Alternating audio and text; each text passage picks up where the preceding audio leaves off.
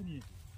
ওই সময় একটা ধান যাচ্ছে, একটা ধানই আমার বিক্রি ধান না, 2-3 বাড়ি মাঠে ফেলে দেয়।